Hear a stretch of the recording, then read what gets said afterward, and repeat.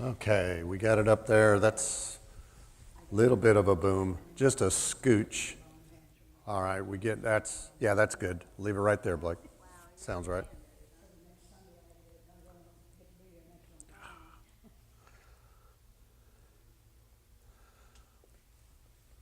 David, would you open? Would you open? Yeah. If I ever get a buzzer, we'll be ready. I'm a rule follower.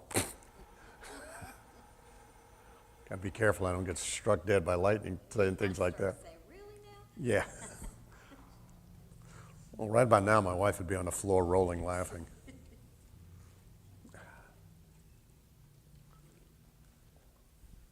Morning, everybody.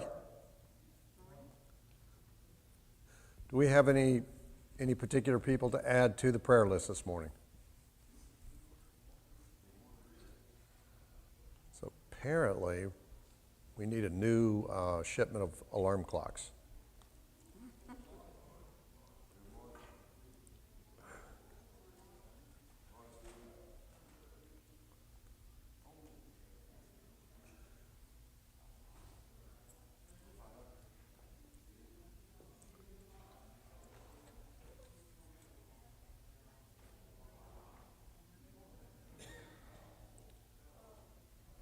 Y'all come on in.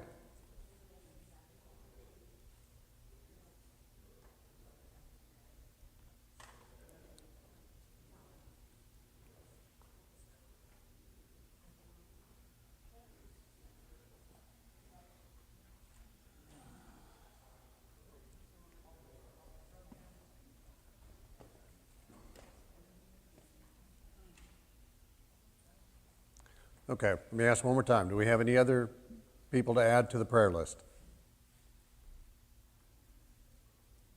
Okay, go ahead, David. Let's pray. Father, we come before you now hungry for knowledge. For we know that you are the giver of all good things, and one of those things is knowledge. For we know that ignorance breeds foolishness, and yet we don't want that. We want to know your word. Father, we come before you now with open hearts and open minds, eager for that. Father, we also pray now for those in the congregation who need your blessings, who need your help, and especially things with dealing with their health. For we know that you are the God of healing, and we pray that you will heal us. You will heal those who are in need, and most of all, you will also bring wisdom to us to find out who does need help, who is in need of these things. Father, we pray these things, knowing that you do grant them, that we don't speak these words without thinking that they won't be have any value to them, but we know they do. In your son's name we pray. Amen. Amen. Thank you. Okay.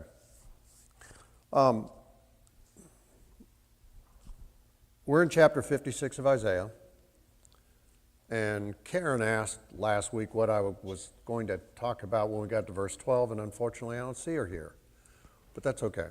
The problem with talking about verse 12 is that if we do that, we pull it out of context.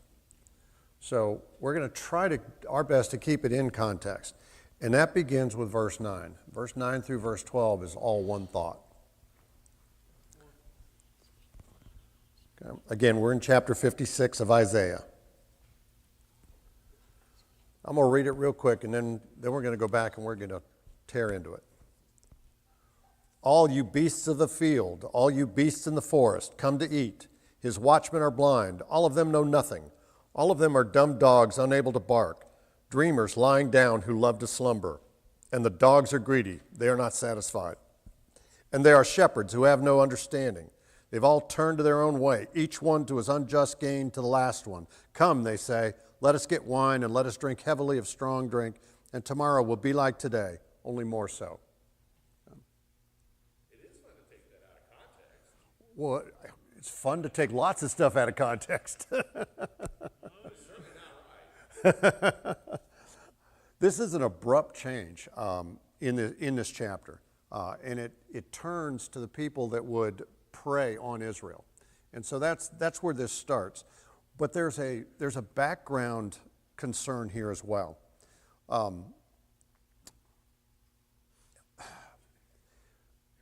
A recurring warning throughout a large part of Isaiah is that the nation will be put in captivity, that a remnant will survive, that some of the faithful will not survive, but God will not forget them. And that's kind of a summary of a good chunk of Isaiah.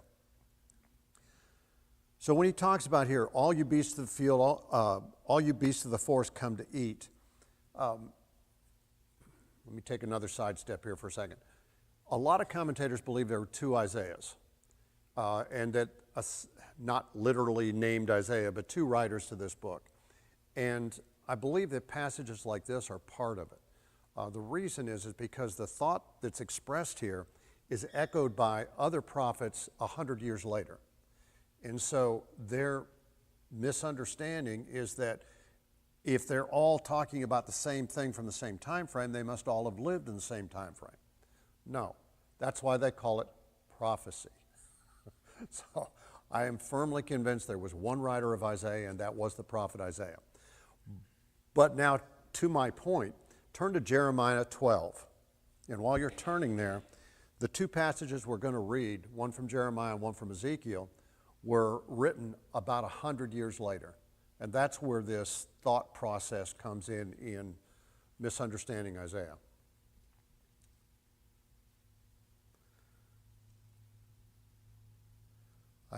Jeremiah 12:6. Even your brothers, your own father's household, even they have betrayed you. Even they have cried aloud against you. Do not trust them, though they speak well of you. I have forsaken my house. I have abandoned my inheritance. I have given the love of my life to the hands of her enemies. My inheritance has become to me like a lion in the forest. She has roared against me, therefore I hate her. Is not my inheritance to me like a speckled bird of prey, with other birds of prey circling against her? Go, gather all the beasts of the field, bring them to devour her. Many shepherds have destroyed my vineyard. They have trampled my plot of ground. They have turned my pleasant field into a desolate wasteland. And of course, Jeremiah is recording the words of God. The next passage, go to Ezekiel 34. Ezekiel and Jeremiah were contemporaries. Their lives did overlap, but the time frame in which they did most of their prophecy was contemporary for each other. Ezekiel 34:4, beginning in verse 4. You have not strengthened the weak, healed the sick, bound up the injured, brought back the strays, or searched for the lost. Instead, you have ruled them with violence and cruelty. They were scattered for lack of shepherd, and when they were scattered, they became food for all the wild beasts. My flock went astray on all the mountains and every hill. They were scattered over the face of all the earth, with no one to search them or seek them out. Now, to whom is Ezekiel speaking? Well, actually, about whom is Ezekiel speaking? The Jewish leaders, yes, the priesthood and the councils, the Sanhedrins, the Pharisees, all of those guys, yeah. That's to whom he's referring. Verse 1 refers to against the shepherds to save us. Yep. So Ezekiel makes it real clear a couple passages earlier. Yep. So as we move into this section, what I want to point out is that Isaiah is not afraid of hurting feelings. Okay? Neither was Christ. Neither should we be. That's my conclusion, but I was getting there. That's okay. It's all right, Stephen. That thunder, I don't mind you stealing at all. Go to Matthew 23. This is a chapter that Christ takes off the gloves and starts leveling. We're going to read two different passages out of 23. The first one begins in verse 4.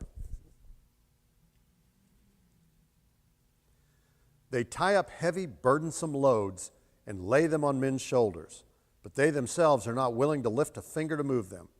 All their deeds are done for men to see. They broaden their phylacteries and lengthen their tassels. They love the places of honor at banquets, the chief seats in the synagogues. To whom is Christ referring? The Jewish leaders. The same people, the Jewish leaders. So they hadn't changed much since Isaiah's time, had they? And then a little further down, starting in verse 27. Okay, this is one of those things where in the early part of the chapter, Christ kind of starts the wind-up and gets ready for the pitch. Beginning in verse 27, he puts one high, hard, and inside, aiming for their heads. There's no question about this. Woe to you, teachers of the laws and Pharisees, you hypocrites. You are like whitewashed tombs, which look beautiful on the outside, but on the inside are full of bones of the dead and everything unclean. This is Christ talking about the Jewish leaders. And there's nothing nice in what he's saying. What I thought was interesting is Paul follows this same thought up, and we're going to circle back and make all of this make sense. But Paul follows up this same thought. Go to Acts 23.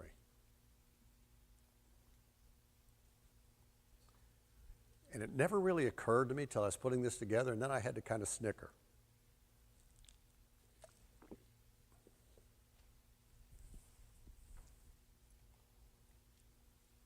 Acts 23, beginning in verse 2. At this, the high priest Ananias ordered those standing near Paul to strike him on the mouth. And Paul said to him, God will strike you, you whitewashed wall. You sit here to judge me according to the law, yet you yourself violate the law by commanding that I be struck. Do you think it's by accident that Paul used that same whitewashed line? No. And it hadn't really occurred to me before, and I thought, when I did that, I thought, you know what? Paul was doing a double insult there, wasn't he? He was throwing the words of Christ right back at him as well. I think one of the greatest insults Jesus gives is when the centurion, he says, I've never seen such faith in all of Israel. And he insulted everyone at that point. Yeah. By contrast, what's our society say? God is love. Let's be inclusive. Let's be understanding. Let's be unified. Be accepting of whatever and Yeah. But Christ said, you hypocrite. You whitewashed sepulcher. For anybody that doesn't know what a sepulcher is, it's a grave. And it was a gravestone that they used. And whitewash meant that it had been so walked over and worn out that you couldn't even read what was on it. That's the thought process behind Christ's words there, Christ's insult. Let's take a look at one more incident by Paul. Acts 13.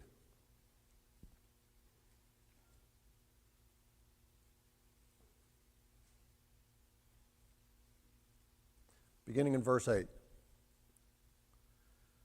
But Elymas, the sorcerer, for so is named by interpretation, withstood them, seeking to turn away the deputy from the faith. Then Saul, who was also called Paul, filled with the Holy Ghost, set his eyes on him and said, O full of all subtlety and all mischief, thou child of the devil, thou enemy of all righteousness, wilt thou not cease to pervert the right ways of the Lord? And now, behold, the hand of the Lord is upon thee, and thou shalt be blind, not seeing the sun for a season. And immediately there fell on him a mist and a darkness, and he went about seeking some to lead by the hand. What's my point? Stephen, what's my point? Now's when you bring that thunder back up. What's my point?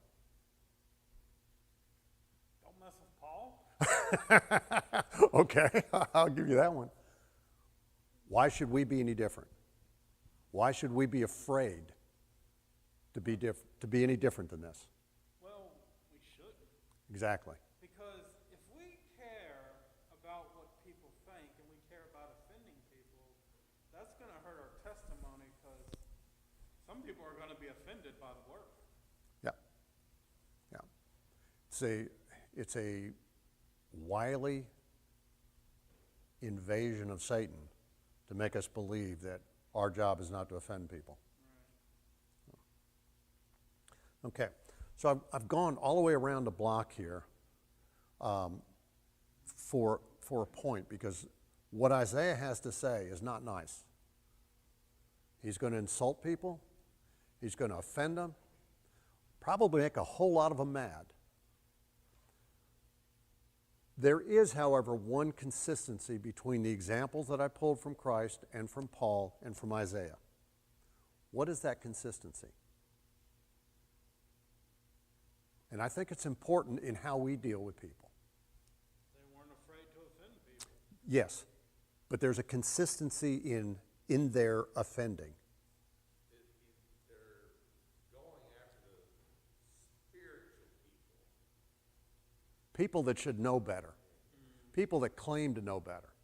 Okay, not the woman at the well that didn't know better. Yes, sir. Good point. I hadn't thought of that, but that's a good point. They are people that you would have otherwise feared. High priest, priesthood as a whole, yeah. Yeah.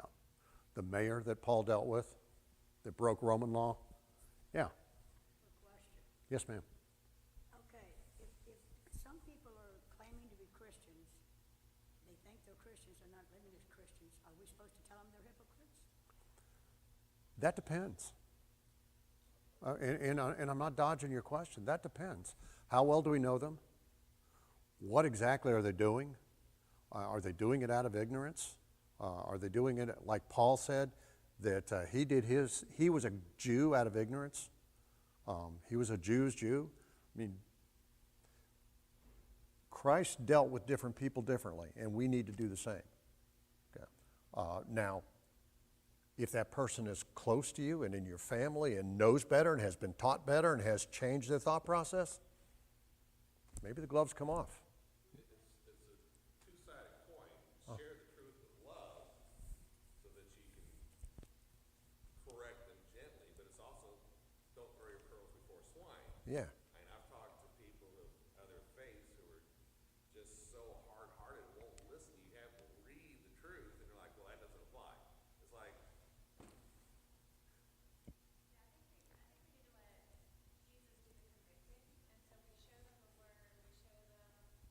them to passages and read it with them, and if they don't get it, then they're not convicted. But I don't think I don't know, that's our place to tell them, other than to just show them when Jesus says that, like Jesus is different. I don't know. I think there are different circumstances. I understand. I think there are different circumstances, and I think Jesus is a great example of those using different circumstances and how he responded.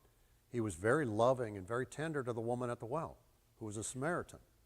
He had no patience at all for the Sadducees and the Pharisees.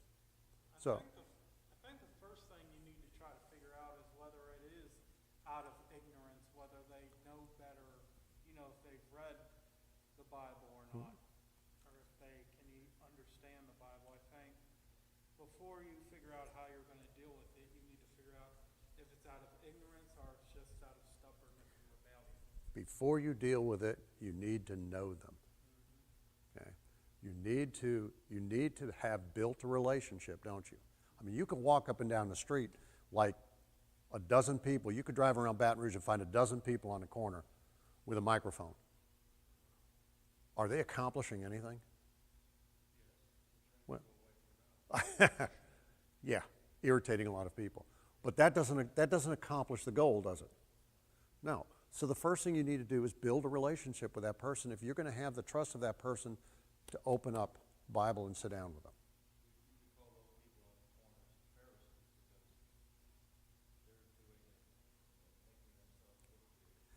Broad and wide their phylacteries that they may be seen of men. Absolutely.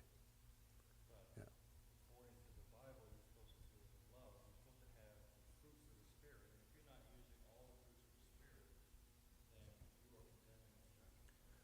Okay, just a technicality. How many fruits of the Spirit are there? Reread the passage. There's one.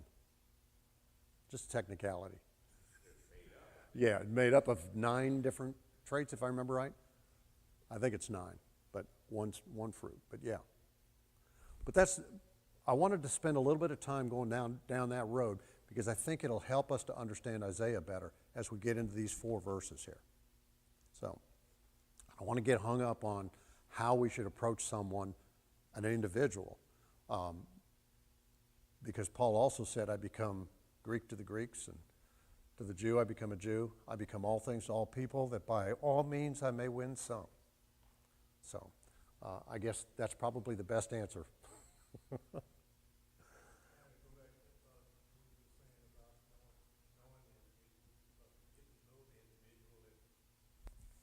they'll understand you and you will understand them and you can deal with them a lot better.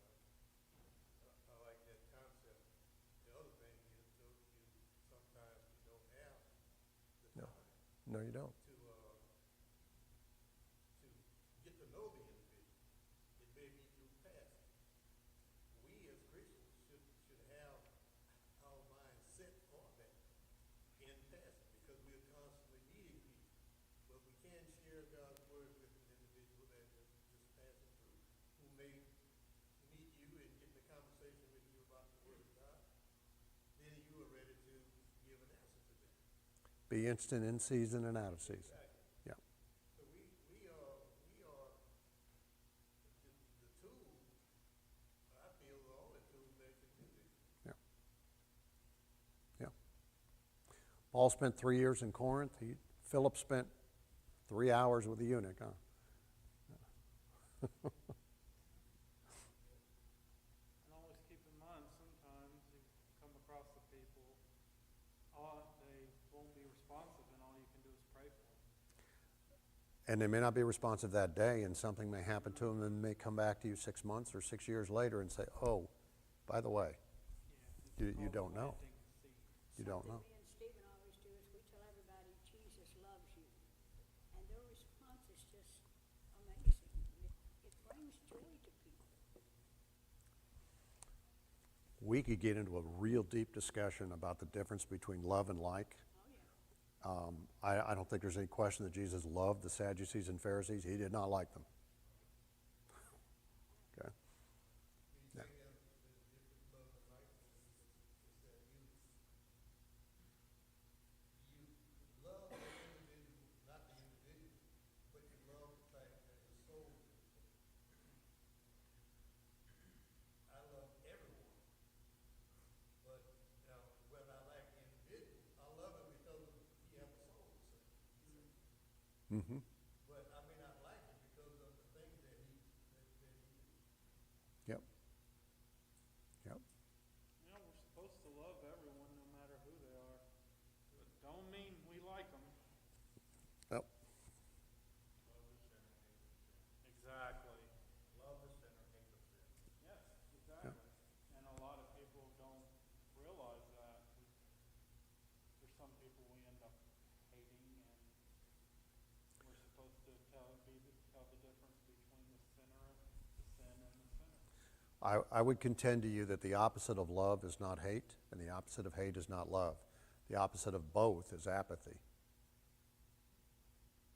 The opposite of both love and hate is apathy. Yep. There is no sin without a sinner. There isn't what? There is no such thing as sin without a sinner. That's true. Sin unto itself is a concept, nothing more, nothing less. Yep. Sin does not exist unless there's a sinner to do it. Yep. So when you say love the sinner, but hate the sin, you're saying I hate the concept, but I love the person who's doing it. Exactly. Exactly. There's a problem with that. Yep. God does not send sin to hell. God sends sinners to hell. Or you can say, love the person, but hate their actions. You know, their actions are what they do when they sin. Okay. All right. Let's now get into why I brought all of this up. Okay. So we talked about 9 through 12 that Isaiah is referring to different groups. He's referring to people like Cyrus and Sennacherib that he selected to punish the Jews, but he's also talking about the Jewish leaders, and that was followed through with Jeremiah and Ezekiel's prophecies as well. But when he goes after him, he says, his watchmen are blind, all of them know nothing. First thought that came to me was the three monkeys. Hear no evil, see no evil, speak no evil. Okay. And that's what I kind of pictured Isaiah's insults heading down towards. He's accusing the Jewish leaders of basically doing this, being so self-centered, so interested in their own gain, and sleeping in the thought that their gains would save them. This concept that if I'm blessed physically, I must therefore be pleasing to God. Okay. Two things are entirely separate. Okay. But that's a concept that Isaiah is passing off here and bringing to light against the Jewish leaders. When I read this, and when you look at the previous section, like those who do my will are welcome.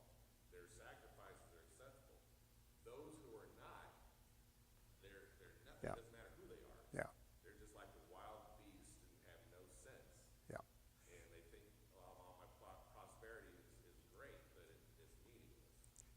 Yes, I would agree with you, and that's the hard turn that's here.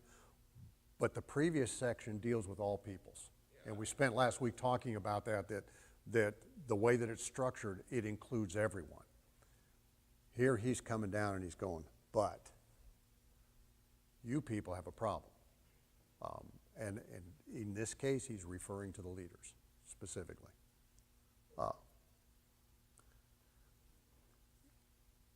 Clark summed this up. Yeah, Chad. They have a duty. The watchman has a duty, the watchdog has a duty, and if they don't do what they're there for, other people suffer for it. Exactly. Exactly. There's a similar thing about like the watchman on the wall. I forget exactly where that is, but he doesn't at least alert people when he sees the enemy coming. Yeah. He's condemned for that. These guys are basically abandoning their post, and they're compared to the dog that just eats and lies down and sleeps. He gets his pay, but he doesn't get his food. Yeah. He's worthless. Yeah. Yeah. So Isaiah is effectively calling the priesthood a bunch of lazy dogs. Well, I mean, they have to be dealt with. My mom spent her summers on a farm, and the phrase "that sucks eggs" that comes from a dog. When a dog figures out that he likes to eat eggs, it kills the dog because the dog's there to protect the chickens, not eat Yeah. eggs. And that's a sad thing for children, but it was a reality they understood. That really stunk when the dog did that. Yeah. Yeah. Yeah. And that's really Isaiah's thought process here too, isn't it? Yeah. Isn't it hard for us today that we are all likely implemented Satan from taking over the church?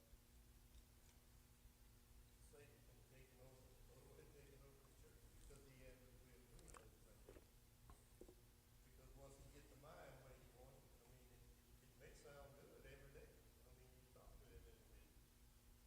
But at the same time, he's spraying the false on what the Bible says. Yep. And we're heading down that path here in just a minute. Clark summed this up with an interesting quote, and I'm not sure where he got the quote, if he made it up or he took it from someone else, but it was an interesting quote. Counting on long years of pleasure here, they are quite unfurnished for the world to come. And I thought, what an incredibly accurate and telling summary. But let's compare and extend that teaching. Okay, Isaiah is talking here to the leaders. So let's extend that teaching. Go to Titus 1.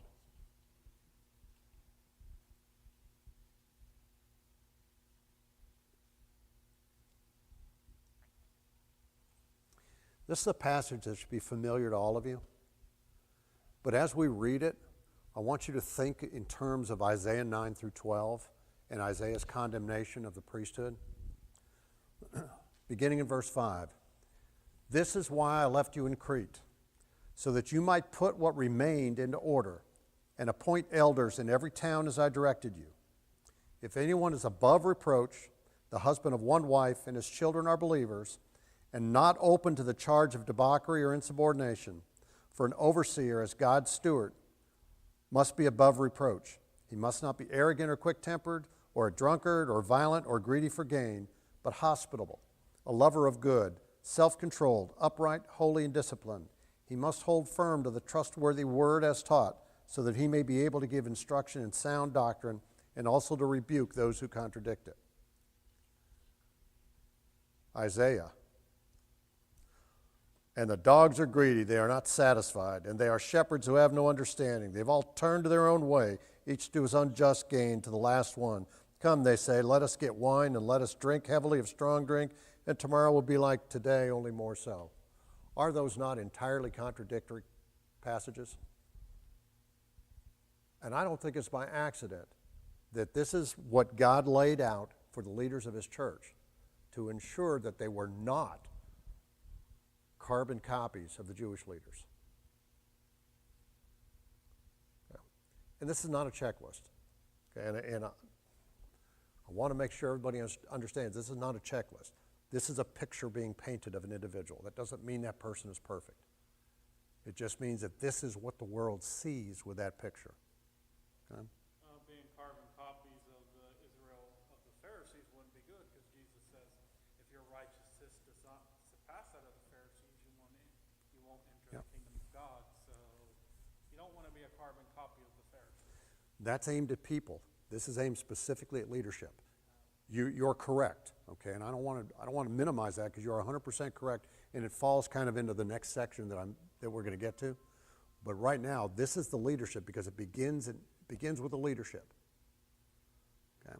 And God established the parameters for his church's leadership to make sure that they didn't walk down that same path.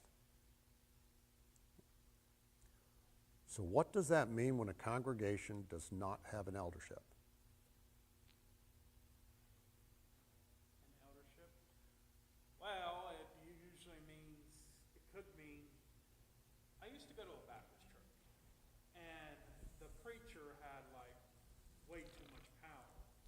He put the church about close to $1 million in debt, because he wanted to keep building things and building things.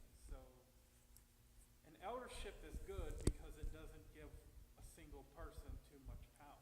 Without a doubt, that's part of the whole concept, absolutely. It could mean that there's nobody that meets the qualifications. So what does that mean for that congregation? It means that maybe that congregation shouldn't be a congregation. Huh? I don't see where Paul said, find congregations that have qualified people and select elders, and the rest of them are okay. He says, appoint elders in every town. So if you don't have elders, maybe those folks should go find a congregation that does have elders.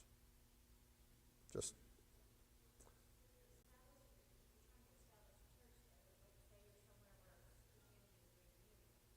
yeah.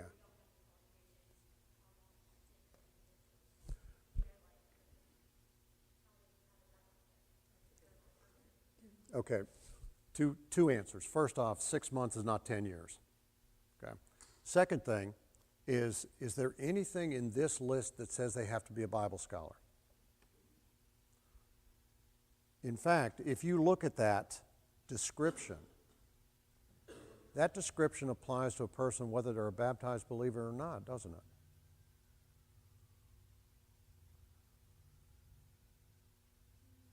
I think sometimes let me rephrase this. I think sometimes there are groups in the church that have individuals that are definitively not qualified that don't want to yield up the authority. That's my opinion, my 2 cents. All I know is that to Timothy and Titus, Paul gave very specific instructions to appoint elders. And to me, that's a picture that says that a congregation needs to have an eldership. And when we go back to Isaiah, we see the reasons why. Again, that's my 2 cents. If you have a different opinion, that's great. If you want to discuss it later, I'll be happy to sit down over 3 or 4 pots of coffee and we can discuss it. But that's what I see. I see the condemnation here in Isaiah, and I see the solution that Paul spells out to Timothy and Titus. Which, by the way, he never told Timothy and Titus to stay there and run that congregation as a single individual, did he? No. They were there to plant churches, not run. Exactly. Exactly. Okay. So that takes care of the eldership. What about everybody else? Let's stay in 1 Corinthians. Let's go to 1 Corinthians.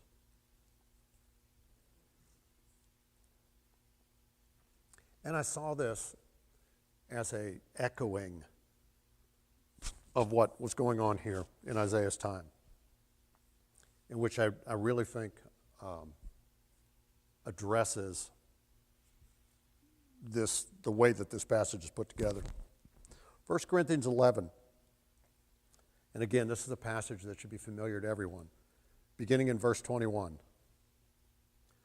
For as you eat, each of you goes ahead without sharing his meal. While one remains hungry, another gets drunk. Don't you have your own homes in which to eat and drink? Or do you despise the church of God and humiliate those who have nothing? What can I say to you? Shall I praise you for this? No, I will not. So there's an equal responsibility to us as members, isn't there? And that responsibility is to do what's right. If we go back to the earlier part of this chapter, it falls right in that context. Do what is just. Be righteous. And that's what Paul is calling out here to the church of Corinth. Why do you think all of this urgency is found? And the way I read Titus, there's an urgency there to establish an eldership. And most assuredly, the letter to the Corinth church adds an urgency. Why do you think that urgency is there? How about if you go to Mark 13?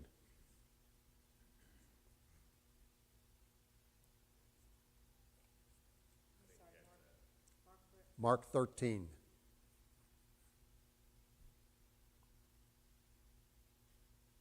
And this comes back to, Chad, what you were talking about, all of us being watchmen. Verse 32. For no one knows about that day or hour, not even the angels in heaven, nor the Son, but only the Father. Be on your guard and stay alert, for you do not know when the appointed time will come. That's the thought that Isaiah is putting forth here in condemning the Jewish leadership. Well, that timing was almost perfect. Ooh. We may actually start next week at the beginning of a chapter.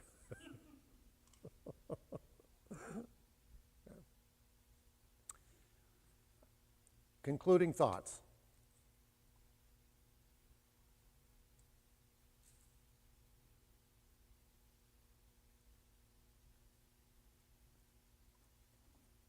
I think going back to 12, just looking at 12 by itself, we have to understand context. Because people will pull things out like this and use it. Yeah. Well, that's what Paul's talking about to the church of Corinth, isn't it? Yeah. That's what Peter talks about, how people distort Paul's words. Mm-hmm. Yeah. Yes, sir. Coming out of Judaism into Christianity, and the Jewish leaders at that time, those that did accept Christ and coming over, and families were pretty much established in Judaism, and accepted the faith of Christ. And I take it the foundation of elders and leaders and folks in that particular time and how they viewed the scriptures. The Old Testament, now the New Testament is coming, church being in its infancy. And appointing these elders as Timothy and Titus was told of Paul. And their response to it and doing it. And yet looking out and them seeing these men that were qualified. And not only that, but the congregations would look up to them or to their leadership and above reproach. Bringing that to our day and time, is there a huge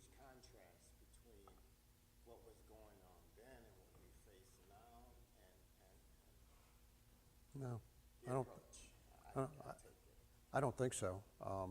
If we go back to Isaiah's time, you have to remember that all that was left was basically Jerusalem, and the Assyrian army was knocking on their door. We have a little bit different invasion threats.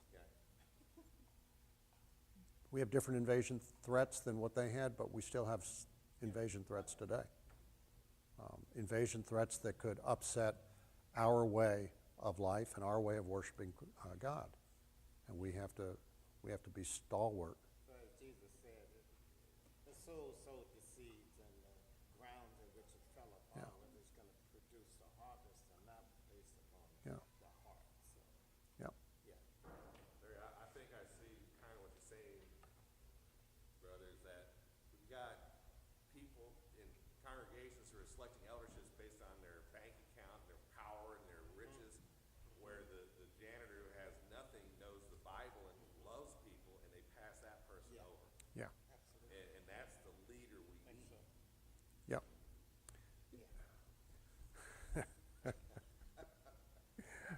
We have held elders here in the time I've been here that were not of large means, and I'll just describe it that way. And they were elders that served well. Yeah. That's a human frailty. And again, it comes back to this concept that we believe that if someone's physically blessed, they must therefore be pleasing to God or must be special to God. Yeah. Yeah. And all through the Old Testament, we see that, don't we? Yeah. Yeah. I think sometimes when the church look at elders, we look at just a man. A lot of times, elders accepted the fact that I would be responsible for every member of soul. And when he take on that responsibility, he is the protector Mm-hmm. of everyone soul and member of the body of Christ. Yep. He takes on the mediator position between him, member, and God. The other want to make sure that he's doing the things that God expects him to do.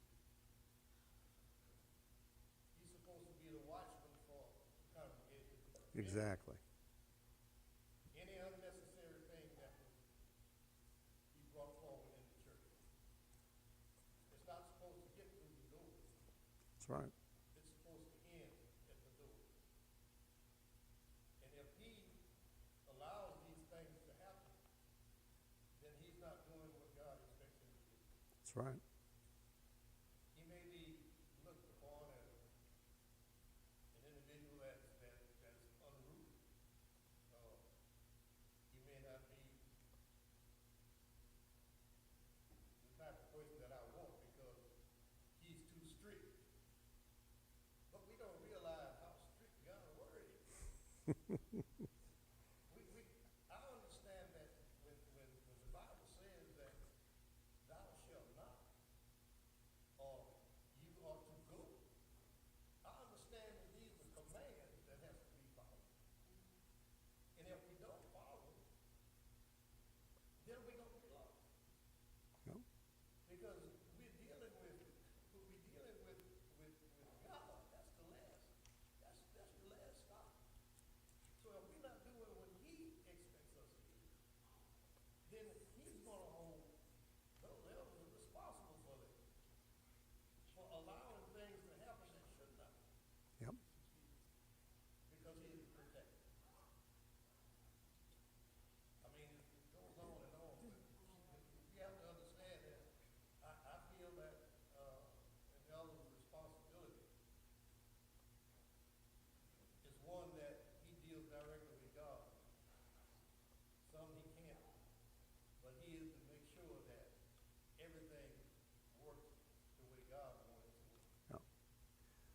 An eldership cannot ensure that an individual follows and does what they're supposed to do, but they can ensure that how the church is conducted is followed along God's lines.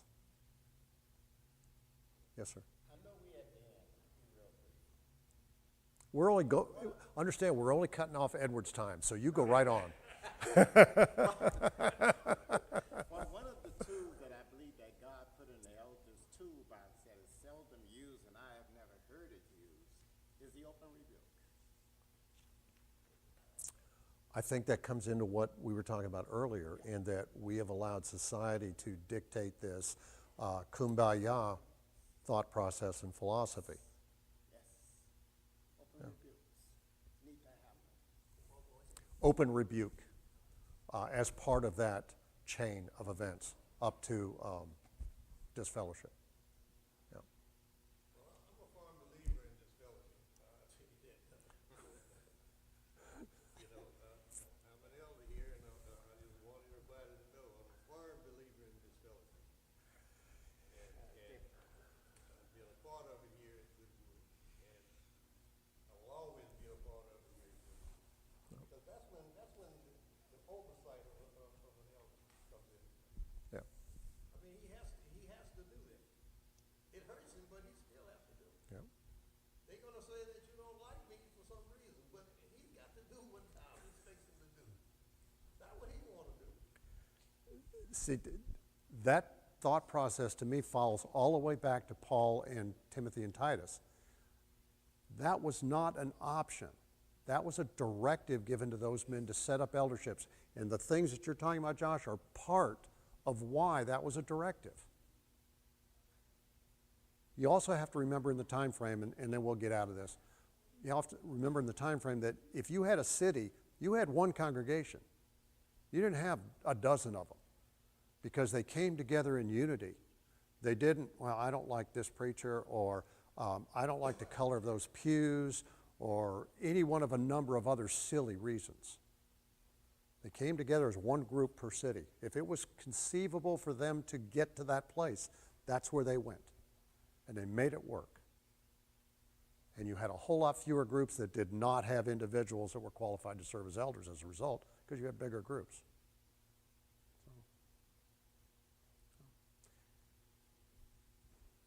Anything else to take away from Ed's time? Would you close, Ed? Let's pray. Righteous Father, thank you so much for your holy word. Thank you for Larry's diligent study and everyone's comments this morning. Please help us to remember this, that we need to be your servants, first of all. That we need to be loving and respectful to one another, and to put you as priority in all things. Thank you for this morning, this time of study. Be with those who are unable to join us. In your son's holy and righteous name we pray. Amen. Amen. Thank you all.